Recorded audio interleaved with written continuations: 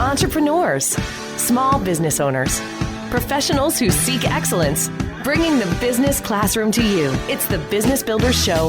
Here's Marty Wolff. We still got a long way to go. Hi, Marty Wolff here, the Business Builder Show. I'm at the C-Suite Conference, and I am in, where am I? Steve Rizzo, my guest? I'm in Boston. I'm in Boston. Okay, it took me a minute to think about that. My special guest is Steve Rizzo, and I heard Steve speak this morning. He opened up this conference, and we all had a serious attitude adjustment. Yes. As a result of you coming and talking to us first thing this morning. So Steve, thanks for joining us on the Business Builder Thanks Show. for having me.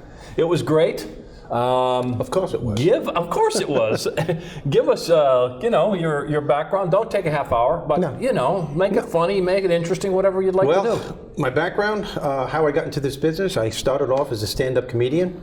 20 years, over 20 years, 23 years as a headline comedian. I headlined clubs and theaters throughout the country. Had my own Showtime special, did a lot of TV stuff, and at the very, very pinnacle of my career, I made a career change. Reason being is that I realized my opening acts, my famous opening acts, Drew Carey and Dennis Miller and Rosie O'Donnell and Ron White, all these people started moving up ahead of me and getting big breaks, and I couldn't understand why opportunity wasn't knocking on my door. And I realized that I was afraid to open it. So I realized I had a fear of success and I had a fear of failure. Wow. So I went on a self-help quest, literally a self-help quest to better myself. And I read every self-help book that you can imagine, success books. I went to Tony Robbins seminars, and this took years. And I noticed a shift started taking place within me. My attitude started changing, and people were noticing it. Ironically, when I finally got it together, the entertainment industry was very interested in me now. And however, I was no longer interested in them. I had a calling. So I felt to do something. I shifted. Yeah, I shifted. Interesting. So I decided to become what they call a motivational speaker. I like to call myself an attitude adjuster because that's what I do. And I show people how to shift their focus and their way of thinking to turn challenging times into opportunities, to find new levels of success and increase productivity. You hit some really strong points, but the first thing I want to ask you about is what most of us do, a lot of us do, first thing in the morning. What do a lot of us do, Steve, that you have a new suggestion? It's indicative of people in the workplace and even in our personal lives. People wake up first thing in the morning. They can't understand why they're going through the day in this low mood, this bad low mood attitude type thing, this negativity. It's because as soon as they open up their eyes, they start thinking about the grueling day they had the day before. Right. All the things that didn't work, the fires that weren't put out, the irate people, and then they think, I got to go through this whole thing again. And my whole thing is to give yourself a few moments in the morning and don't think about what has to be done, but ask yourself, who do I have to be in order to get it done? Who do I have to be to get it done? You made that point. That's a great point. And that sparks a choice, because now you could say, what kind of mindset do I need to get through this day?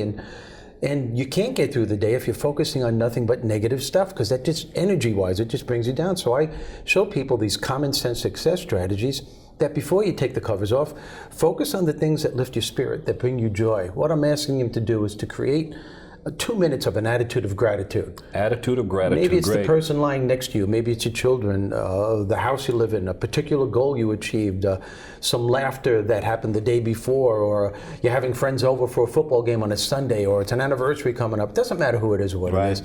You could all find something. We can all do that. Find that one thing that could lift our spirits and let that take place inside you and start plant those seeds instead of, oh my goodness, so I got all this going on today and I'm freaking out before I even hit the street, right? Exactly. And why not start your day off in a better mood? We have the tools to do it, but people don't realize they have it, so I make them aware that these innate tools, we all have them, but we just get so caught up we don't realize it. Yeah. Make a shift. Make a shift. It's like my new book, Get Your Shift Together, which is getting great reviews. Last year it was voted one of the top 20 must-read books by corporate America, for corporate America by 1-800-CEO Read, which is a big company. Absolutely. And it's getting really good reviews. And the book is my life story. Excellent. what happened to me, and my brother's story that you heard today, and Yes. how the strategies that he used to turn his life around were the strategies that I used to turn my life around, and it's the same strategies that I give to my audiences when I speak to them. Give me the title of the book again. Get your shift together. Get your And the whole program, and I have a program with the same title, which was the title of this. Okay. And it's all done in an entertaining fashion. And people, I always get these really good reviews, but I think the key to any kind of a speaker today, I think they have to understand that today we live in the United States of entertainment. The attention span of the average audience today is very minimal, very minimal. People are doing this, and unless you can do something, unless you have some kind of entertaining, engaging value to give them, you run the risk of losing their attention. Now, if you notice, when I go up, first thing I do is I make them laugh. Everybody likes somebody that makes them laugh. They get to feel relaxed, they're more comfortable. So when I hit them with the message, it's not preaching. I'm just giving them my common sense success strategies, and they're laughing in between. And common sense. Common sense. But common sense is not always common practice. No, very good. I'm going to use that. You can use that. I'm stealing it. Because Write that I down. stole it from somebody else. Yeah. But that's what I liked about your talk.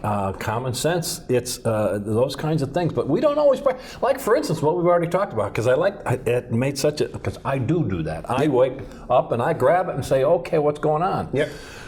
Bad. I'm going to change that tomorrow because of you. So thank you for that. I appreciate that. It's a matter of becoming aware.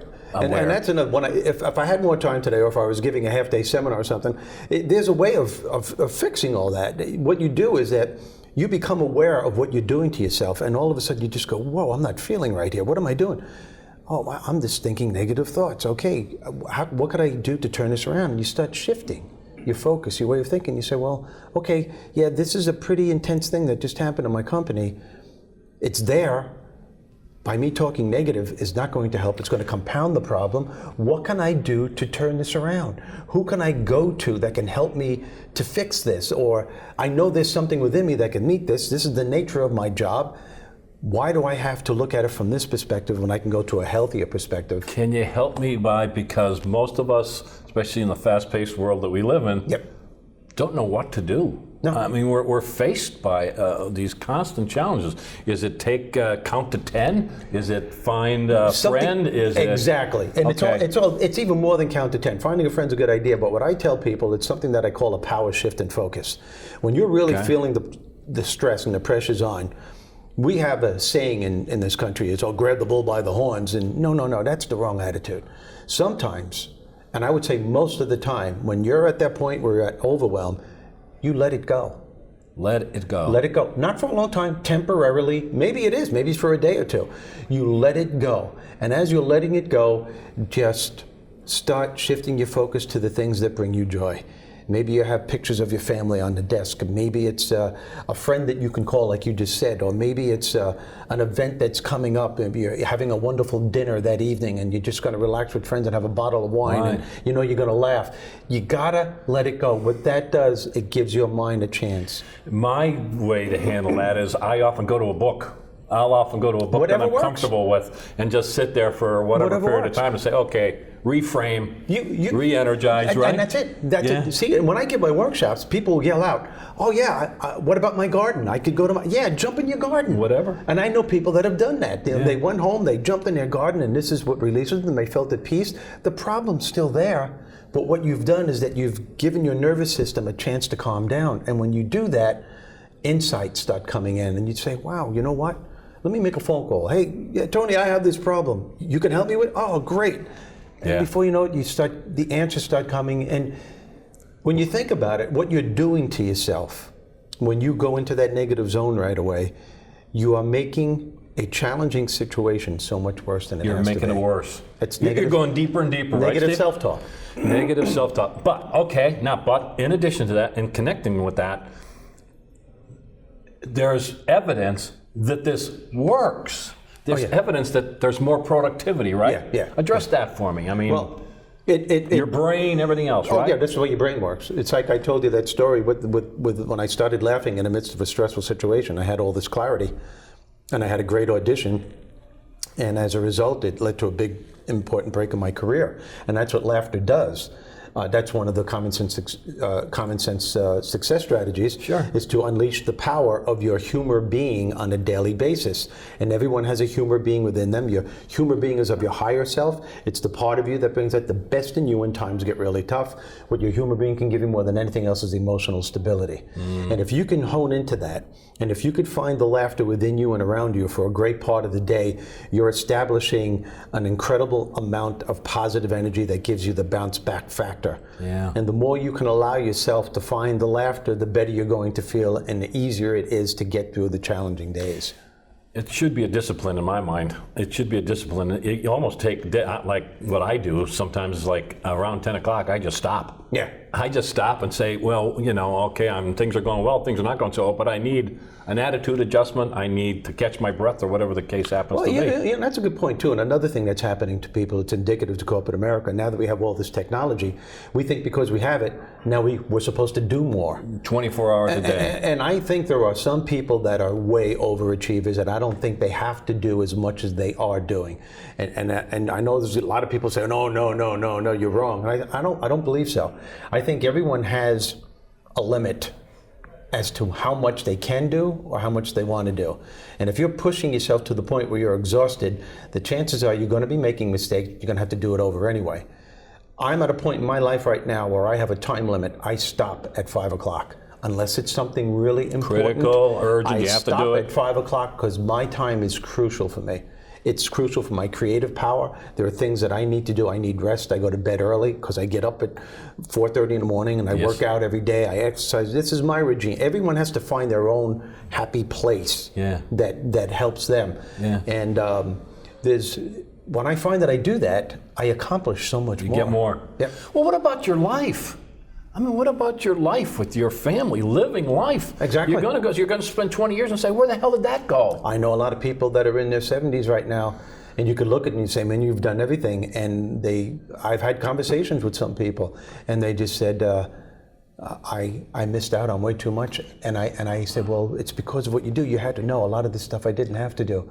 I missed out on Little League games and ballet dancers and my kids' plays, and I missed out on so much. And as I look back, I really didn't have to do it all. You could have figured that out. I'm speaking with Steve Rizzo. We are at the C-Suite Conference. We are in Boston. Of course, I'm Marty Wolff, your host for the Business Builder Show. The things we're talking about, entrepreneurs fall into that trap all the time. They're starting the business. They think they have to work 24 hours a day, when really what they should be doing is pausing. I'm going to throw you a curveball because I'm going to go back. Okay. You did a PBS. You were on PBS. Yeah, a while ago. A while ago, but tell me about that. That's fascinating. It was called Becoming a Humor Being, and it was all about how your sense of humor can help you both personally and professionally, and how it could help you to cope with stress and help you to live a healthier life, and it actually showed people how to enjoy themselves. Yeah, I'm also going to come back to the idea of your transition. And before we get to that, how do people get in touch with you, Steve? What's the website, or what's the best way to people to connect with you? My website is www.steverizzo. Just you sign up for it. It doesn't cost you anything. This isn't a sales pitch. It's my way of wanting to get my message out. Every week, you will get an article, and you will get or a video.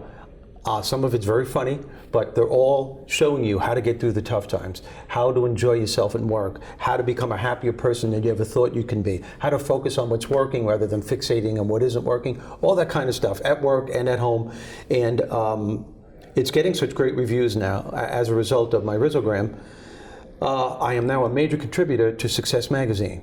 Oh, so that's fantastic. They're constantly calling me and asking me for my articles, so I'm in their personal development, their business, their wellness section, their video blogs. I do remember that now. Yeah.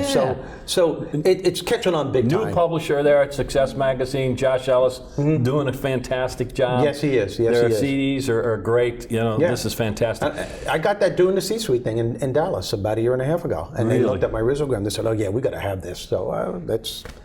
Yeah. Going to conferences and networking and being nice to people. Yep. What a concept. Yeah, exactly. Exactly. Can we trademark that some way or something? Yeah, I know. Oh, I think it is trademarked through Steve Rizzo. Yeah, it is. You know, so I want to wrap up because I know Okay, your time sure. is very valuable. You have to jump on a plane pretty soon. I know. What am I missing that you want to make sure that our audience of entrepreneurs and small business owners, you know, let's bring it home. If there's a star moment, something they always want to remember, or anything else you want to talk about. Life isn't as tough as you think it is.